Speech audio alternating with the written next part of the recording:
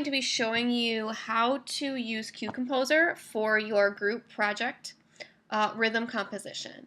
So what you're going to do is you're going to go to quavermusic.com, and then you're going to click this login button in the corner. And you're going to sign in with your student login. You guys all have a student login. I'm sure you're very familiar with how to log into Quavers by now. But you'll type in your username, which is the first initial of your first name and your last name. And your password is just your first name. So you're going to type that in here. I'm just going to keep what I have here. Hit enter.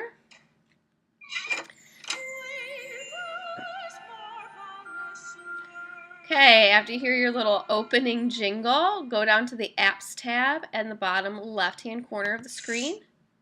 And this is where you're going to go click on QComposer, which is under the Studios tab on your right-hand side. Okay, sometimes it'll take a minute to load. This is the platform that you are going to be using to make your project. I'm just going to kind of show you some of the basics on how it's going to work.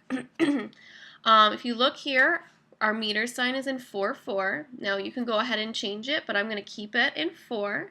And all you're going to do here is you're going to go down to the bottom and you're going to pick your note value. So the notes that we've been focusing on are our eighth note, our quarter note, our half note, and our whole note. So you want to make sure you're at least using those 4 notes along with the rest that correspond with those. However, you are welcome to use our other 2 notes that we haven't learned about yet if you are feeling daring enough. Alright, so to move your notes onto your composition, you're just going to click a note and drag it to the screen. Now you'll notice as you're dragging that these numbers are going to show up in blue bubbles at the top. That's just telling you what beat you're placing them on in your song. So I'm just going to place it here right on that 3rd line for beat 1. Notice how there's a line that follows that showing you how long that note is.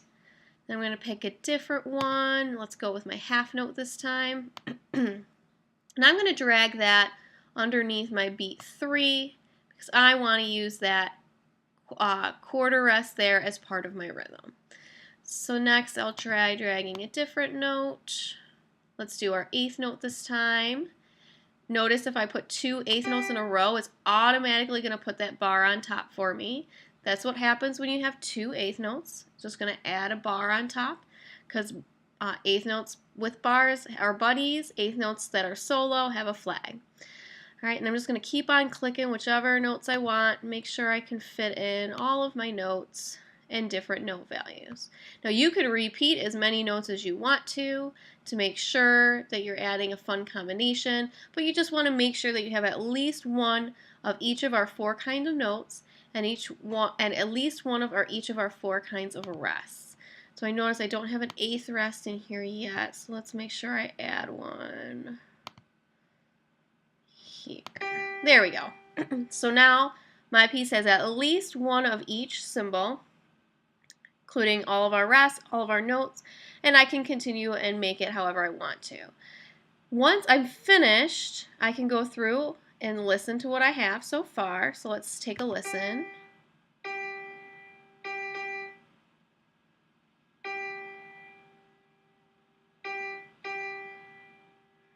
Alright, so that walked me through what I have completed on my song so far. So you can hear what your rhythm sounds like. If you're like, you know what, I really didn't like that, all you have to do is take whichever note or symbol you want to take out and drag it. Once you drag it to the keyboard, it's gone and you can replace that measure or that note with whatever symbol you would like to. Now I was just putting all of my notes on one line. You can move them around if you would like and put them wherever you'd want to make it more interesting. The more places you move your notes, the more interesting it'll sound. So you can go up the staff to get to higher notes, down the staff to get to lower notes. Now we are just focusing on our treble clef or our top line here, so don't worry about adding any rhythms for the bottom. We're just focusing on the top for this activity.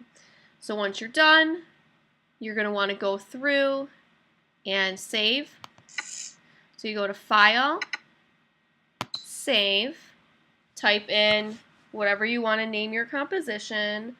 So rhythm Composition. Okay. All right, it is saved for you. Now you can come back and work on it some more the next time you want to log in. Other people in your group are open to open the same composition and they can add to it. You guys can work on it together and figure out exactly how you want it to go. And you can go all the way up through the 20 measures that are mandatory in the project. And that is how you will be using QComposer. Thank you so much.